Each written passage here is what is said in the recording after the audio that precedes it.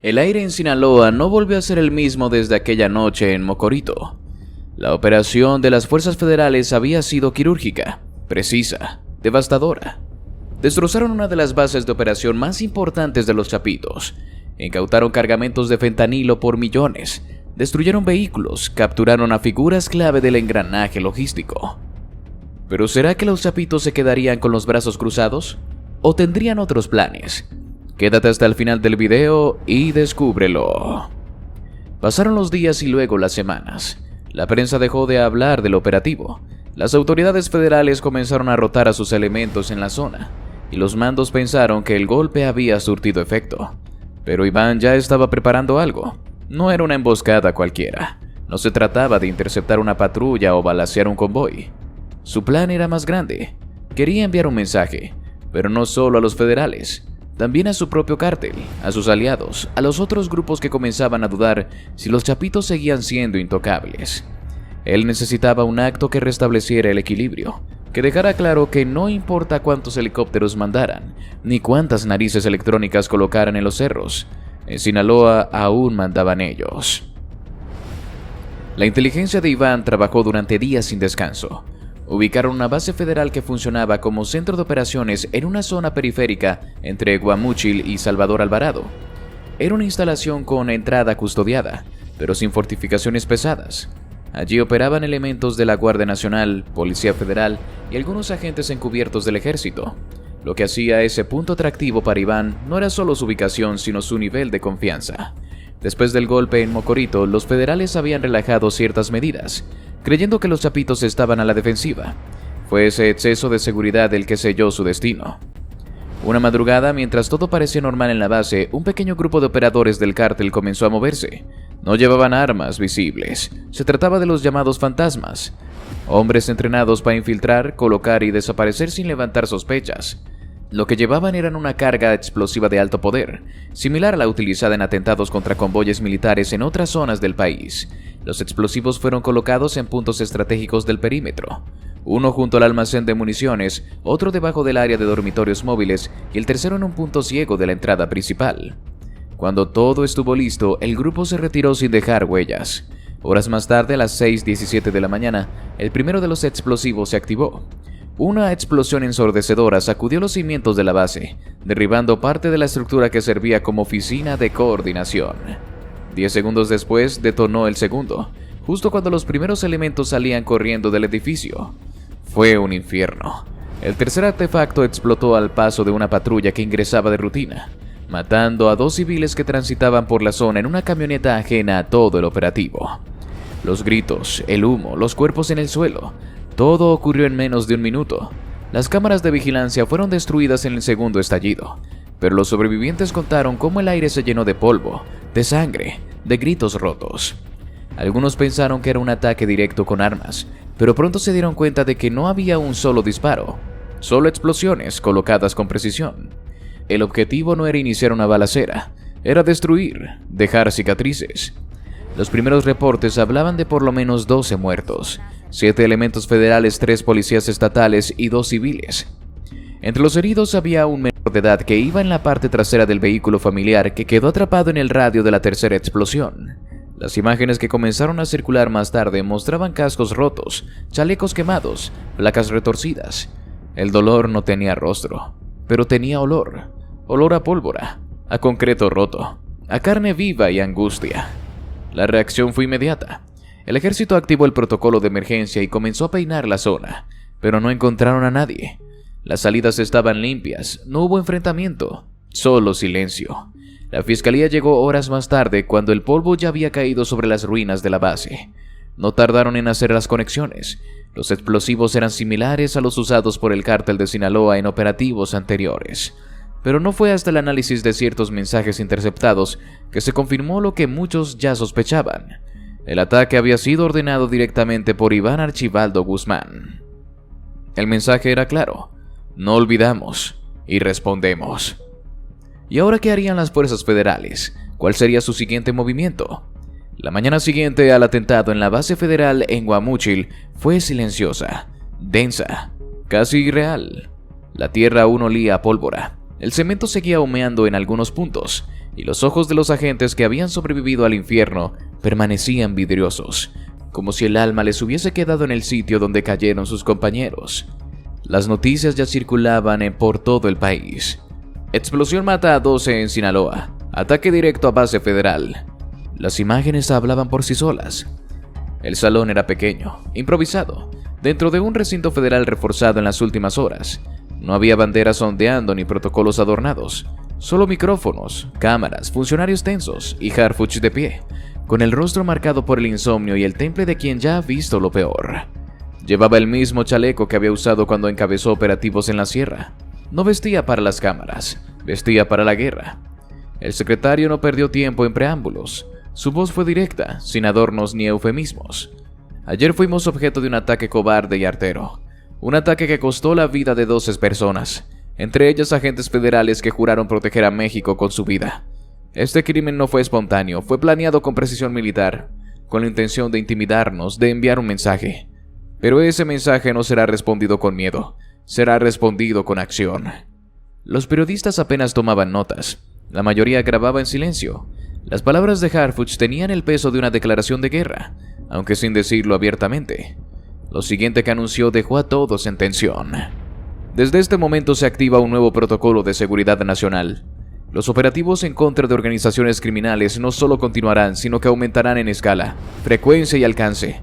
Vamos a desarticular estas estructuras hasta su núcleo. Y en especial quiero ser claro, vamos por Iván Archibaldo Guzmán Salazar. El autor intelectual de este ataque ya fue identificado. Su nombre está marcado y su destino está sellado. El murmullo fue inevitable. Harfuch no estaba hablando en código, no estaba lanzando una advertencia velada. Estaba poniendo en la mira al hijo del Chapo con nombre y apellido, en televisión nacional, en medio del corazón de Sinaloa. Y lo que vino después encendió aún más la sala. Si está vivo lo capturaremos. Si se resiste responderemos con la fuerza del Estado. No nos importa capturarlo vivo o muerto. Esta vez no habrá trato, no habrá negociaciones, no habrá tregua. Afuera del recinto la noticia ya comenzaba a reventar las redes. La frase vivo o muerto se convirtió en tendencia en cuestión de minutos. Algunos aplaudían, otros advertían que era una provocación peligrosa, que podría desatar una guerra más sangrienta de lo que el gobierno podía controlar. Pero Harfuch dentro de esa sala no retrocedió ni un centímetro. Sabía lo que decía, sabía lo que vendría. Siguió hablando, delineando la nueva estrategia. No se trataba solo de aumentar patrullajes. Hablaba de bloqueos financieros, de intervenciones telefónicas masivas, de uso de inteligencia militar combinada con operaciones tácticas urbanas. Se establecerían células especiales solo para la cacería de objetivos de alto perfil, y se redistribuirían agentes de élite en todos los estados con mayor presencia del cartel de Sinaloa. Las órdenes eran claras: asfixiar las rutas, cortar los suministros, capturar o eliminar líderes y enviar un mensaje irreversible. El rostro de Harfuch se endureció aún más cuando recordó a las víctimas del ataque. No eran soldados, eran padres, hijos, compañeros, hombres que se levantaron esa mañana para servir y ahora están en las bolsas negras. No vamos a permitir que su muerte sea una estadística más. Ellos serán la razón por la que Iván caerá, y caerá pronto. Una periodista levantó la mano, con cautela. Preguntó si no temían represalias por parte del cártel, si no estaban abriendo una guerra sin retorno. Harfuch respondió sin parpadear: la guerra ya estaba abierta, no la iniciamos nosotros, pero sí vamos a terminarla. La rueda de prensa duró menos de 20 minutos. No hubo espacio para dudas ni ambigüedades. Cada palabra estaba calibrada para dejar claro que el Estado no se estaba doblando, que lo ocurrido no sería tragado por la burocracia, y que Iván Archibaldo, el mismo que había humillado a las autoridades con su ataque calculado, se había convertido en objetivo número 1 de una maquinaria que ahora sí se movería con todo su peso. En las horas siguientes las consecuencias se comenzaron a sentir. Operativos relámpagos en Culiacán, Badiraguato, Navolato y Guasave. Helicópteros sobrevolando zonas de difícil acceso. Bloqueos a cuentas sospechosas, revisiones masivas en aeropuertos y terminales de carga. La instrucción era no dejar que nadie escapara. Ni familiares, ni testaferros, ni operadores menores. Todo el que estuviera ligado a Iván Archibaldo sería detenido o neutralizado. ¿Ahora qué haría Iván? ¿Sería que se recurriría a esconderse? Iván estaba sentado con los codos apoyados en las piernas, observando con una mezcla de atención y desdén. No dijo nada durante los primeros minutos. En la habitación junto a él, 3 de sus hombres más cercanos estaban de pie, incómodos, expectantes. Nadie se atrevía a hablar, solo se escuchaba la voz de Harfuch y de vez en cuando el zumbido de un dron pasando a lo lejos. La zona era monitoreada constantemente, aunque aquel refugio estaba tan bien escondido que ni los mapas lo sabían nombrar. Cuando terminó la conferencia, Iván apagó la televisión con el control remoto y se quedó unos segundos mirando la pantalla negra. No había en su cara ni miedo ni rabia. Más bien parecía evaluar. Era como si después de años de jugar al límite, alguien le hubiera dicho en su cara que ahora lo buscarían sin tregua. Y eso, en vez de inquietarlo, le provocara una especie de claridad. Finalmente habló. «Ya está», murmuró. «Se les acabó la paciencia». Uno de los hombres se acercó esperando una orden. Iván levantó la vista, se acomodó la gorra hacia atrás y se puso de pie. Caminó unos pasos hasta una pequeña mesa de madera donde reposaba 2 celulares satelitales, una radio y una libreta con notas garabateadas. Respiró profundo y soltó lo que sus hombres ya intuían que vendrían.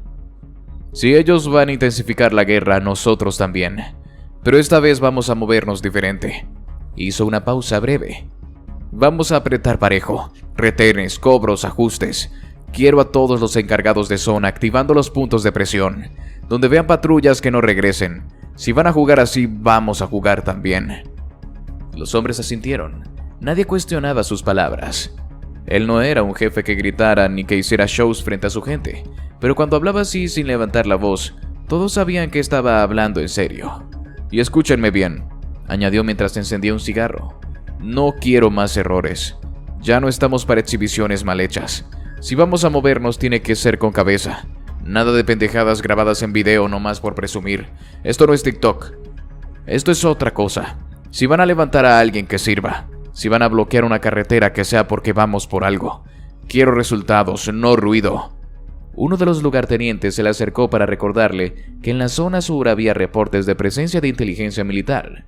Iván lo miró sin sorpresa. «Ya sabíamos que iban a acercarse. No me preocupa que nos busquen. Lo que me preocuparía sería que dejaran de hacerlo». Hizo una pausa más larga esta vez. «No están acostumbrados a que alguien les responda. Siempre esperan que nos escondamos, pero no es el caso. A partir de hoy vamos a hacerles sentir el costo». Entonces volvió a mirar el televisor apagado. Sabía que no bastaba con palabras. El golpe que había dado semanas atrás, la detonación de explosivos en la base federal, había sido fuerte, pero no definitivo. Lo que Harfuch acababa de anunciar era una declaración abierta, y en su mundo, cuando alguien declaraba una guerra, se esperaba una respuesta. «Quiero saber todo sobre ese güey», dijo en referencia a Harfuch. «¿Dónde duerme? ¿Qué mueve? ¿A quién saluda? No quiero matarlo, quiero leerlo. Quiero saber qué come y a qué hora se duerme, porque si ellos van a jugar a esto, yo lo voy a jugar bien». Afuera los radios comenzaron a activarse. Las órdenes se iban transmitiendo a los encargados regionales. Aumentar las cuotas, vigilar más a las policías locales, identificar puntos vulnerables. En zonas de Durango y Sonora, los hombres ya empezaban a revisar listas. Había camionetas que se iban a requisar esa misma noche. Había nombres subrayados en rojo que ya estaban siendo vigilados. La maquinaria del narco no se prendía como una alarma, se encendía como una bestia dormida, que cuando abría los ojos lo hacía para morder. Iván caminó hacia una mesa de mapas. No era digital, era papel, con líneas marcadas a mano, con nombres de pueblos y caminos que no aparecen en Google. Ahí se marcaban las rutas reales, las brechas escondidas, los lugares donde se movía la verdadera operación. Señaló 3 puntos. «Aquí, aquí y aquí. Quiero movimientos esta misma semana. Poca gente pero precisa. Que se note que estamos vivos». Nadie cuestionó el ritmo ni el objetivo. Sabían que lo que se venía no era una serie de balaceras espectaculares para salir en la prensa. Era otra cosa. Era el inicio de una estrategia más larga, más desgastante, más estructurada. A su modo, Iván estaba declarando una contraofensiva, pero no lo hacía por ego. Lo hacía por algo que en su mundo lo es todo: control. Porque si hay algo que no se puede permitir en su estructura, es que parezca vulnerable. Y con Harfuch lanzando su nombre a nivel nacional, mostrándolo como objetivo, había que reaccionar. No por orgullo, por código, por la imagen que sostiene la red, por el respeto que mantiene a los otros en su sitio. Y en las otras zonas de México, ¿qué estaría ocurriendo? Mientras en los noticieros nacionales las cámaras seguían enfocadas en la guerra abierta entre el Estado mexicano y el crimen organizado en Sinaloa, Mientras las imágenes de convoyes militares, explosiones y declaraciones incendiarias de funcionarios como Harfuch ocupaban los titulares, en otras partes del país la gente comenzaba a levantar la voz por algo más silencioso, más invisible, pero igual de devastador: la desaparición sistemática de jóvenes. Era un fenómeno que ya no podía llamarse casual, ni mucho menos incidental. Luego se estaba quebrando en Nuevo León y en Chihuahua, y esta vez no eran enfrentamientos armados ni ajustes de cuentas entre cárteles. Era algo más doloroso, más íntimo, más desesperante. Gente que salía a estudiar, a trabajar, a encontrarse con amigos, y no volvía. Las primeras protestas comenzaron con cartulinas en plazas públicas, madres que llevaban la fotografía de sus hijos impresas en hojas blancas, con nombres, edades y fechas escritas con plumón negro.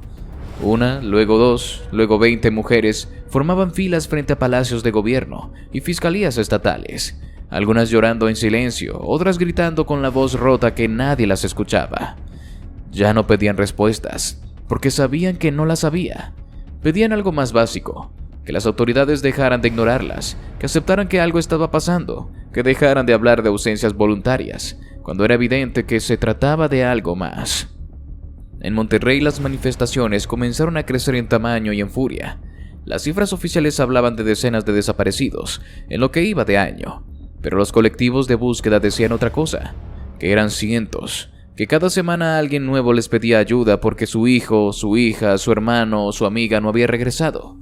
Jóvenes entre 14 y 30 años, la mayoría estudiantes, empleados de tiendas, repartidores, trabajadores de fábricas, gente común, muchos de ellos desaparecidos en trayectos cortos, de la casa al trabajo, de la escuela a la parada del camión, de una fiesta a su hogar.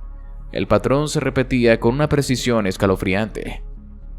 En el municipio de García, Nuevo León, una madre tomó el micrófono en una plaza abarrotada por el dolor. Mi hijo salió a trabajar a las 6 de la mañana. Llevaba uniforme, llevaba su celular. Me mandó un mensaje que decía: «Ya voy, mamá». Ese mensaje fue hace 14 días. Nadie sabe nada. Fui con la policía, me dijeron que esperara 72 horas. Luego que no podían hacer nada porque no había indicios de delito. ¿No es delito que mi hijo no regrese a casa? ¿No es delito que me lo hayan arrancado? Las palabras rompieron la plaza en un silencio que dolía. Nadie tenía respuestas. Las autoridades, en cambio, parecían más interesadas en controlar las marchas que en darle seguimiento a los expedientes. En algunos puntos, incluso elementos policiales grababan a las madres, como si fueran ellas las que debían temer. Mientras tanto, en Chihuahua, el fenómeno tomaba otro matiz igual de inquietante. En ciudades como Juárez, Delicias y Chihuahua capital, las desapariciones venían acompañadas de un rumor que se repetía entre vecinos: camionetas sin placas, hombres con pasamontañas, unidades que se estacionaban frente a parques o escuelas secundarias y se llevaban a jóvenes en segundos. Había testimonios, incluso videos borrosos, pero cuando se reportaban la respuesta era la misma: no hay pruebas suficientes. Seguramente se fueron por voluntad propia. Es un tema familiar. Un padre en Ciudad Juárez rompió en llanto frente a la prensa local mientras sostenía una hoja con la foto de su hija de 17 años. Me la arrebataron a 2 cuadras de mi casa. Me dijeron que una camioneta blanca se la llevó. Fui al Ministerio Público, al C4, a la Fiscalía, y todos me dijeron que no tenía registro. ¿Qué están esperando? ¿Que aparezca muerta? ¿Que yo me suicide como ya lo han hecho otros padres? La frase retumbó porque no era metáfora. En Chihuahua, en los últimos 2 años, al menos 4 padres de familia que buscaban a sus hijos se quitaron la vida tras años de búsqueda infructuosa. No por cobardía, sino por desesperación. Porque cada día que pasaba sin noticias era una daga clavada en el corazón. Una más, hasta que ya no había piel para soportarlo. Durante semanas, agentes de la Policía Federal habían estado operando en silencio en la zona serrana de Mocorito, Sinaloa. Las informaciones eran fragmentadas, casi todas provenientes de fuentes locales o rastreos de inteligencia hechos a partir de comunicaciones interceptadas. Lo que sabían era esto: en las inmediaciones de las comunidades de La Huerta, Rosa Morada y San Benito se estaban moviendo mercancía pesada, y no eran armas ni dinero. Hablaban de algo más sensible: fentanilo. A diferencia de otros operativos improvisados, esta vez hubo un trabajo de inteligencia bien montado. Se instalaron equipos de vigilancia encubierta, se utilizaron drones no tripulados y se empezaron a analizar patrones de movimiento. Había rutas que solo se activaban de noche. Caminos rurales que en el papel no tenían tránsito alguno, pero que en las imágenes satelitales mostraban marcas de neumáticos pesados. Todo coincidía. La primera pista clara llegó cuando uno de los drones detectó una caravana entrando por un camino de terracería. 3 camiones tipo Tacoma y un camión de carga, todos con pintura opaca y sin placas, avanzaban lentamente hacia una bodega aparentemente abandonada, a varios kilómetros del centro de Mocorito. Las imágenes térmicas confirmaron la presencia de al menos 12 hombres armados, y en la caja del camión silueta de bultos rectangulares sellados. La decisión se tomó al amanecer del martes. No era un operativo para detener a sicarios comunes. Lo que estaba en juego era una base logística de los Chapitos en pleno funcionamiento, probablemente una de las tantas que servían como punto de acopio de fentanilo antes de su transporte hacia Sonora o Durango, y de ahí al norte. El despliegue se hizo con sigilo. Elementos federales llegaron en vehículos camuflados sin luces ni sirenas. Se ubicaron en los alrededores de la bodega en puntos clave. Se bloqueó la salida natural hacia Badiraguato. 2 helicópteros Black Hawk asignados en apoyo desde una base militar cercana sobrevolaban la zona en círculos amplios. Todo debía hacerse con cuidado. El objetivo no era solo asegurar la mercancía, sino capturar a los operadores. A las 22:43 horas la situación cambió. El convoy regresaba. Esta vez venían más vehículos, por lo menos 6. Las camionetas se detuvieron justo frente a la bodega y comenzaron a descargar. Lo que llevaban eran grandes contenedores blancos cubiertos por lonas. En una primera revisión visual confirmada luego por peritos, se trataba de precursores químicos y pastillas ya prensadas, muchas con logotipos similares a los que el cártel de Sinaloa venía utilizando en otros decomisos. Los federales hicieron entonces lo que indicaba el protocolo. Desde un altavoz instalado en un vehículo escondido entre los árboles, se dio la voz de alto. «Policía Federal, están rodeados, tiren las armas». Hubo una pausa. Uno de los operadores, aparentemente el encargado de la bodega, respondió desde dentro con un arma larga apuntando hacia la maleza. «Aquí no hay nadie que se rinda». En cuestión de segundos comenzaron los disparos. No hubo oportunidad de diálogo. Los primeros impactos reventaron el parabrisas de uno de los vehículos tácticos. Otro de los federales fue herido de gravedad por esquirlas. Desde los cerros se pidió apoyo aéreo. Los helicópteros descendieron a altura y se posicionaron en formación. No hubo orden de ataque inmediato. El objetivo seguía siendo detener con vida. Pero la situación en tierra era otra. Las ráfagas no cesaban. Los tiradores de los Chapitos estaban bien posicionados, muchos parapetados detrás de los mismos vehículos del convoy. Uno de los agentes que logró avanzar hasta el perímetro de la bodega reportó por radio que había visto claramente a por lo menos 5 operadores con lanzagranadas. La decisión final se tomó a las 23:09. Se autorizó fuego disuasivo desde los helicópteros. No fue un ataque directo, sino disparos controlados hacia los vehículos del convoy, intentando que los agresores se dispersaran y permitieran el ingreso de los federales, pero la respuesta fue aún más agresiva. Uno de los operadores lanzó un proyectil hacia una de las unidades aéreas sin alcanzarla, pero dejando claro que ya no se podía negociar. La orden de neutralización fue inevitable. En menos de 2 minutos, 3 de las camionetas fueron alcanzadas. Las explosiones que se generaron no parecían haber sido causadas solo por disparos. Al parecer, dentro de los vehículos también había materiales inflamables, quizá por los químicos que transportaban. El fuego se extendió a una de las construcciones cercanas. Dentro de la bodega, lo encontrado superó lo esperado. Más de 250 kilos de pastillas prensadas con logotipos diversos, algunos similares a los decomisados en Arizona y California. Había también varios tambores con ácido atranílico, acetona, cloruro de bencilo y otras sustancias utilizadas para la producción de fentanilo. Según un informe preliminar de inteligencia, el cargamento equivalía a más de 20 millones de dosis potenciales. También había documentos, teléfonos celulares, radios de frecuencia restringida y una libreta con anotaciones en clave. Entre las anotaciones apareció el nombre Coyote, ligado en otras investigaciones a una red de lavado de dinero en Culiacán. Se cree que él era el encargado de coordinar la logística financiera del grupo que operaba en esa zona. No fue capturado esa noche. El operativo concluyó oficialmente a las 3:15 de la madrugada. Las fuerzas federales permanecieron en la zona hasta que llegó personal de la fiscalía para asegurar la evidencia.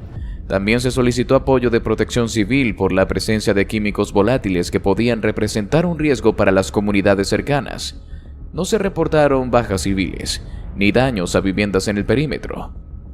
¿Y qué más estaba aconteciendo en el país azteca? ¿Otro tráfico de sustancia? ¿O algo peor? Eran alrededor de la 1 de la tarde cuando el sonido seco de un disparo cruzó el aire, seguido por gritos y movimiento frenético.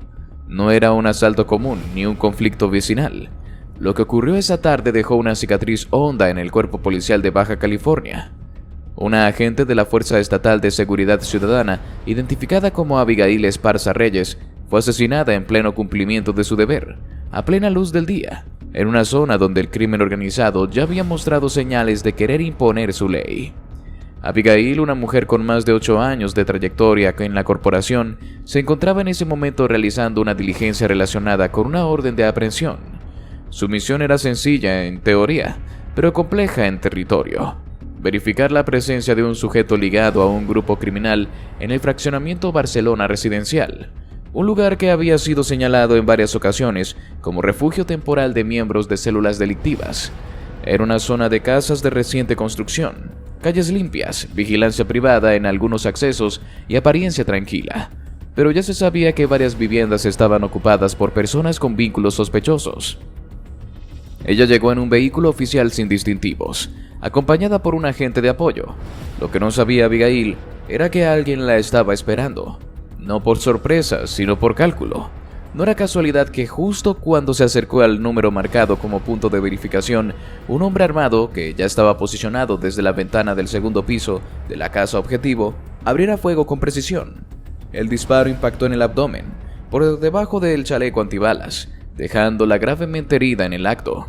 Su compañero reaccionó instintivamente, respondió al fuego y pidió refuerzos por radio, mientras la ayudaba a cubrirse detrás de un muro, pero Abigail ya estaba en condición crítica. Los primeros en llegar fueron compañeros de la propia FESC. Luego, en rápida coordinación, se sumaron elementos municipales y del ejército. A su arribo se encontraron con una escena ya desbordada. El agresor no solo no había huido, sino que se había atrincherado dentro de la casa. Colocó barricadas improvisadas en puertas y ventanas, y se negó a rendirse. Desde dentro seguía disparando cada vez que detectaba movimiento afuera. No gritaba, no exigía nada. Simplemente resistía, como si supiera que no tenía intención de salir con vida. Mientras tanto, Abigail era trasladada de urgencia al hospital más cercano. Aunque los médicos hicieron todo lo posible por estabilizarla, las lesiones eran demasiado severas. Pocos minutos después de su ingreso, se confirmó su fallecimiento. La noticia recorrió la cadena de mando como una descarga eléctrica. Para sus compañeros no era solo una baja más en el registro oficial. Era una amiga. Una mujer joven, madre de 2 hijos, dedicada, que había pedido esa asignación ese mismo día. Decía que quería cerrar el expediente cuanto antes. Nadie imaginó que sería su última operación. En paralelo, el cerco se intensificaba alrededor de la casa en Barcelona Residencial. Unidades tácticas comenzaron a llegar, y se estableció un perímetro amplio. Se evacuaron las casas aledañas. Algunos vecinos salieron por su cuenta, otros fueron asistidos por las autoridades. El aire estaba cargado de tensión. Desde la distancia se escuchaban esporádicos disparos. El agresor seguía respondiendo y aunque no parecía tener refuerzos, su nivel de resistencia indicaba entrenamiento o al menos conocimiento de cómo sostener un encierro prolongado. Las versiones comenzaron a circular. Algunos decían que el hombre formaba parte de un brazo armado del cártel de Sinaloa. Otros aseguraban que trabajaba para un grupo local independiente. Incluso se mencionó que podría ser un exmilitar que había desertado y se había unido a la delincuencia organizada. Nada se confirmaba. Lo único cierto era que había matado a una agente estatal y ahora estaba atrincherado, armado, resistiendo una operación que ya involucraba helicópteros, drones y decenas de elementos tácticos. Desde un centro de mando improvisado, se tomaban decisiones con cautela.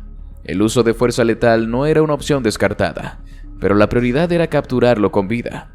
No solo por razones legales, sino porque existía la posibilidad de que tuviera información clave. Sin embargo, el tiempo jugaba en contra. Pasaban horas, y el agresor no mostraba intención alguna de negociar. Al caer la noche, la escena se mantenía tensa. Algunos medios locales ya habían llegado y comenzaban a transmitir en vivo desde las afueras del fraccionamiento. Las redes sociales se inundaron de mensajes, fotos y especulaciones. Había dolor, rabia e incertidumbre. Nadie entendía cómo un hombre podía mantener en jaque a decenas de agentes a unas cuadras de escuelas y centros comerciales. Para muchos era la muestra de un estado rebasado. Finalmente, pasadas las 10 de la noche, se escucharon una serie de detonaciones más fuertes. No se trataba de disparos comunes, eran cargas controladas. Las autoridades habían decidido irrumpir. No esperaron más. Con apoyo de una unidad táctica de élite, ingresaron por el patio trasero y por la planta baja de la casa. Se encontraron con una escena devastadora.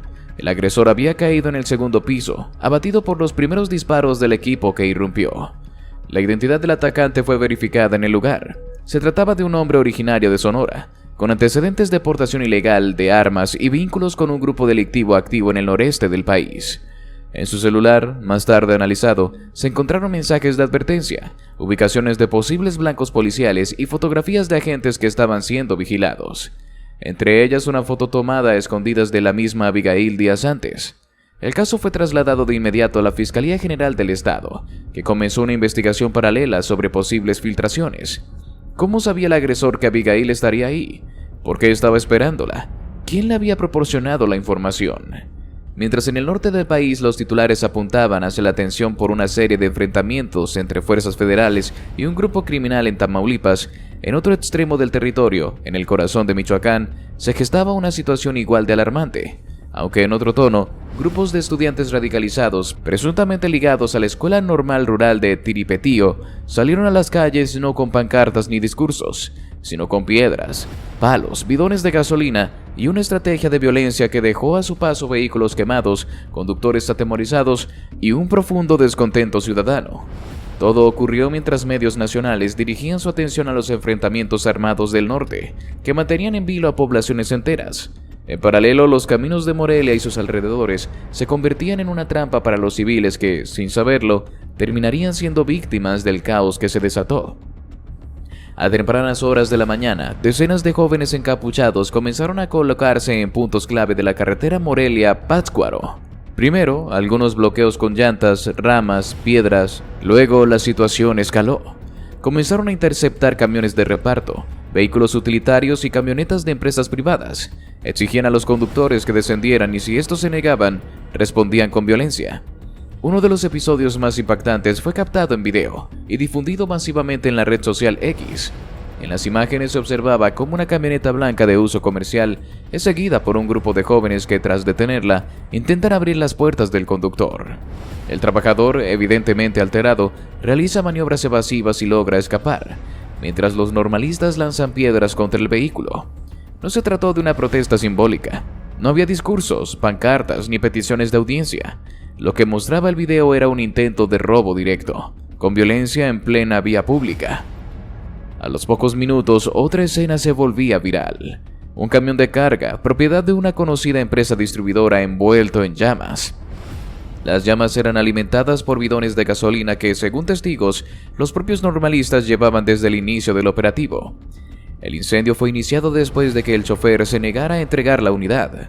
El hombre de alrededor de 50 años logró escapar por un costado del monte, mientras observaba desde lejos cómo ardía el sustento de su familia. Las autoridades tardaron en reaccionar. Fue necesario que el Agrupamiento de Restablecimiento del Orden Público, AROP, se movilizara con urgencia, luego de que los reportes ciudadanos se acumularan a través de llamadas al 911. La presencia de los elementos de seguridad no calmó a los atacantes. Por el contrario, los grupos se dispersaron brevemente y luego se reagruparon en la zona urbana de Morelia, más precisamente en las inmediaciones del obelisco a Lázaro Cárdenas, donde comenzaron a bloquear las avenidas principales. Ahí, en pleno centro de la capital michoacana, los jóvenes comenzaron a arrojar piedras y cohetones a los elementos de la Guardia Civil que intentaban contenerlos. La tensión se disparó en cuestión de minutos. Algunos automovilistas atrapados en la zona grabaron los momentos en que los agresores intimidaban a conductores, lanzaban piedras a parabrisas y amenazaban con incendiar más vehículos. Lo que había comenzado como una acción de carretera se convirtió en una batalla campal en plena ciudad, con comercios bajando cortinas, familias atrapadas en sus autos y la Guardia Civil solicitando refuerzos. La respuesta del Estado fue más que firme esta vez. 12 jóvenes fueron detenidos en flagrancia, algunos aún portando garrafones de combustible, otros con palos, pasamontañas y mochilas cargadas con piedras. En el informe oficial se mencionó que todos los detenidos estaban relacionados con la Escuela Normal de Tiripetío, institución que en años recientes ha estado bajo el foco por presunta infiltración de grupos radicales que mezclan exigencias legítimas con prácticas violentas e ilegales.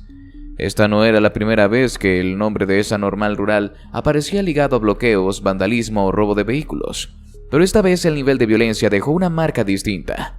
Incendiar una camioneta robada, atacar a civiles, apedrear a trabajadores, detener camiones de productos básicos como Bimbo, Coca-Cola o Sabritas y exigir cuotas a los conductores para permitir el paso ya no parecía una manifestación.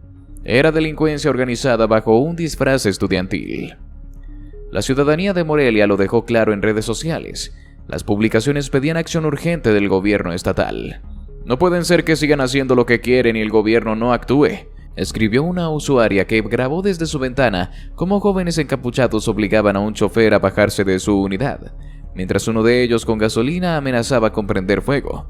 Otra publicación decía: ya no son estudiantes, son extorsionadores. ¿Dónde está el gobernador? En rueda de prensa, horas después, autoridades de seguridad confirmaron que entre los detenidos había menores de edad y al menos 4 individuos con antecedentes de participación en bloqueos anteriores.